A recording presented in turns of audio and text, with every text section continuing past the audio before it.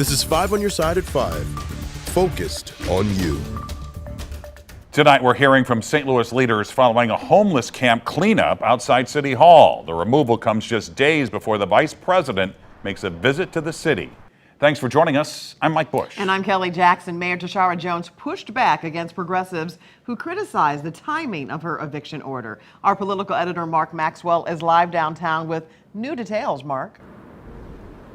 Kelly and Mike, good evening. Inside City Hall, a new debate erupting over how best to provide shelter and eventually housing for people experiencing severe poverty and homelessness. Outside, new barricades going up, sending a clear signal to people experiencing homelessness. You're not welcome here. These metal barricades just hours ago bore the signs of protest. It appears someone took those signs down, signs that accuse the mayor of sweeping the poor out of sight before the vice president arrives in town. The mayor today pushed back on those claims, saying there was, quote, no coincidence on the timing of her eviction order. In a statement earlier this week, her office said her decision saved lives, and she thanked city workers who disrupted and displaced the people who were making a temporary home on the lawn just outside her office window. We saw drug dealing, we saw drug using, and people defecating on the City Hall grass, and that is not safe, it's not healthy, and it's not a good look for the city of St. Louis. Not a good look, she says. Her critics say these barricades are also not much of a good look for the city. Two notes on where we go from here.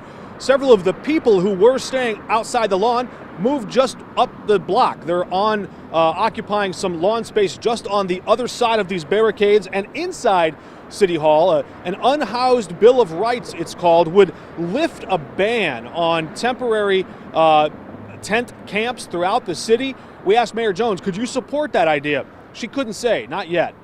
Live downtown, Mark Maxwell, 5 on your side. Also today, St. Louis's mayor said she wants to freeze property taxes for seniors in the city. There was a roundtable today with city leaders and some seniors. We are told once they get enough input, the bill will be introduced to the Board of Aldermen. It would have to go through several hearings, a vote, then to the mayor before passing. Tonight, serious concerns about the treatment of inmates at the City Justice Center in St. Louis. Another person died over the weekend, the third death within 10 weeks. Congresswoman Cori Bush is sounding the alarm, demanding answers. And our Justina Cornell joins us live from the jail downtown. Justina. Yeah, so just yesterday, Cori Bush sent a letter to the Commissioner of Corrections, and in that letter she lists some of her concerns and asked for answers. Now, in that 4-page request, she details reported problems including a lack of medical care, equal access to basic needs, the use of force and solitary confinement, and the physical safety of correctional staff and detainees. Bush also says there have been reports of significant problems with the jail's healthcare provider called Corizon. Now, we've learned Corizon actually filed bankruptcy this year, and the city is suing the company. And now the city is looking for a new healthcare provider. Mayor Tashara Jones said she's also calling for new positions, including a chief medical officer. Now, earlier today, I spoke to Alderman Rasheen Aldridge, who's demanding transparency at the facility, sitting in his ward. In the immediate term, one thing that we can do is pick a healthcare provider soon that actually can be effective in ensuring that our inmates are getting the necessary healthcare that they need. If we don't do something honestly in the next month or so, I wouldn't be surprised if there's another death.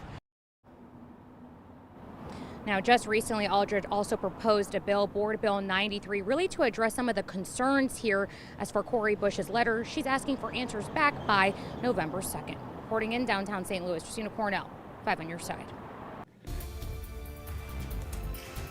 Tonight, some House Republicans are eyeing a run to become the next speaker. That's after the historic ouster vote to remove McCarthy. So far, Ohio Representative Jim Jordan and Louisiana Congressman Steve Scalise said they will run, but in the meantime, the House isn't getting much work done. CNN's Karen Kaifa reports.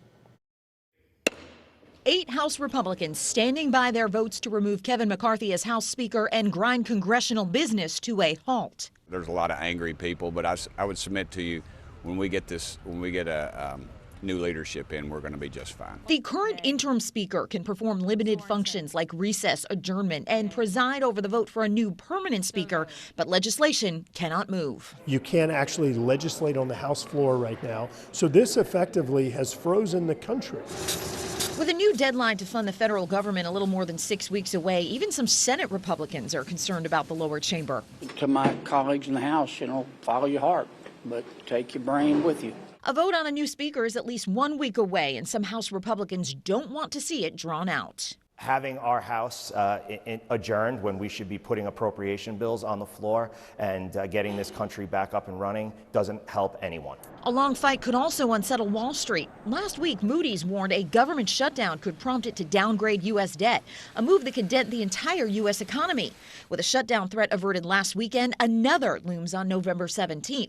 Democrats watching closely. A lot of work to be done. We need to move quickly and get this resolved from the chaos in the Republican caucus. In Washington, I'm Karen Kafa. GOP Congressman Patrick McHenry, as Karen mentioned, is now serving as the interim speaker. The House has adjourned until Friday morning. Okay, our Weather First team is tracking some rain. Let's check in with meteorologist Jim Castillo. Hi, Jim. Hi, Kelly. Yeah, so the high today was 77. What a difference a day makes. Remember, yesterday's 90 degrees, so that's behind us now, and we're looking at 70 right now. Only a trace of rain at Lambert. A lot of clouds around and a few light showers. Then you get to Farmington, it's a little bit steadier rain. I just checked, and they had 1100ths there in the rain bucket. But it's overnight tonight where that cold front you see northwest of Columbia works its way in here, and then more rain redevelops and maybe some rumbles of thunder, but no severe weather expected. Right now, most of the rain is to the south, Bloomsdale to Farmington to Park Hills to Marquand, and also around to Lesterville, all moving into Perryville and also southern Illinois. But then you get up to Carlisle, just really spotty light showers, and Belleville and also Ramsey, and right along Interstate 70 approaching Effingham at this point. Flora, you'll get in on a little bit of rain as we get through the evening hours, but much more overnight tonight and into tomorrow. And again, some rumbles of thunder. And then it really is going to feel like fall as we head into the weekend. Much more on that coming up. Yes, Jim. And by the way, we are rounding the corner on warm temperatures, which means our first frost is on the horizon. Meteorologist Tracy Hinson is here to explain why it's important to track the first frost and what we need to do before the cold weather settles in. Tracy. All right, now first, let's go over some meteorology terms. Frost, freeze, and hard freeze. So these are important to make note of. And it's not a version of ice cream here, just all different things that we need to keep track of. So first, let's go over what frost is. It's the formation of ice crystals. We all know what they look like on the grass, usually quite beautiful. And this occurs when temperatures reach the mid-30s. Now, a freeze happens when the air at ground level is at or below 32 degrees. Now this is time long enough that it can impact crops and vegetation. Freezing conditions, this is a little bit different here, doesn't mean that it can be frosty. Wind, for example, will prevent frost from forming, so it's just quite cold. Now let's go over a hard freeze. This is when temperatures drop below 28 degrees for extended periods of time. This will kill crops and plants. Now cold air is moving in, and some of our region could see their first frost this weekend. Not the metro area, but we'll go over that in a minute. So we could see our first frost. Typically, we see our first freeze in late October, and then our first hard freeze in the very end of October towards early November. Now these dates, they are not concrete. But speaking of concrete, that's one reason the frost and freeze is delayed here in St. Louis. So if we didn't have the city here, our temperatures would be the same all the time. We'll just use 85 here, but all the same. However, when you add in industry and downtown buildings, you have cars, factories, that all emits heat. Asphalt and dark rooftops, any of that retains that heat throughout the day. So that's going to create those warming temperatures here. So you can see in a suburban residential area just a little bit warmer. You know, you have sidewalks, roofs, buildings. Downtown you have 92, and then when you're in your more rural areas, 85. So that's why some areas will only see the frost this weekend, and others of us closer to town will have to wait. Coming up at 6 o'clock, I'll go over what we have to do before the first frost, freeze, and hard freeze. Tracy, thanks. The largest healthcare worker strike in U.S. history is underway. Why Kaiser Permanente workers say they're fed up with negotiations. Canceling student loan debt. Who qualifies for billions of dollars in new relief? Contraception for Men, the company that's turning to a male form of birth control.